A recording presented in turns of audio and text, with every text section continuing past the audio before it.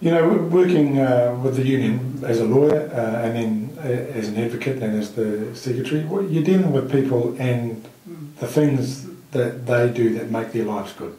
You know, what you earn, how fairly you're treated. Those things make a big difference to people's lives and for the businesses that people are working for too. The rules that they have to work under decide whether or not the business can succeed or is a good business. And I decided that rather than just working under the rules, I wanted to be part of setting the rules and the policies, the things that make a big difference. And realising too that there are choices that as a country we can make, and the choices we make are whether everybody gets to benefit or just a few. And I'm very clear that we've got to have laws and policies and rules that means that everybody gets a chance to be treated properly, treated fairly, be paid fairly, just a chance to get ahead, because that's what New Zealand has always been built on.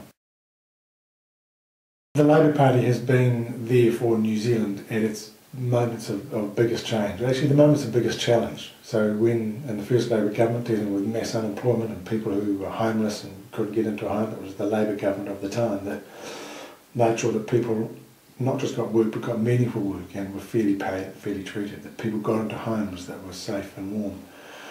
And led us through World War II and was there carving out an independent foreign policy. All those things that have made a big difference in the most recent Labour government, setting up things like KiwiSaver so that people have a chance to put a bit aside for themselves for their retirement.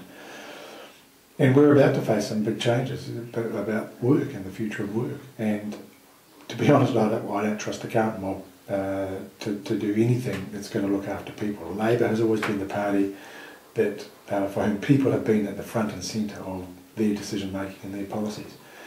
And that's me, and I want to make sure that Labour is in government at these crucial times, because if we're not, people get left behind. I've led big change in an organisation before with the EPMU. I led it through some pretty significant change, from an old style sort of regional union to a modern nationwide high impact organisation that made a real difference. And actually the challenges that the union faced 10 or 15 years ago are the issues that the Labour Party is facing now. And I think I've got the personal skills to lead through change, deal with the ups and downs and the difficulties with it, but also to help us reconnect with a whole bunch of New Zealanders who have just gone off us.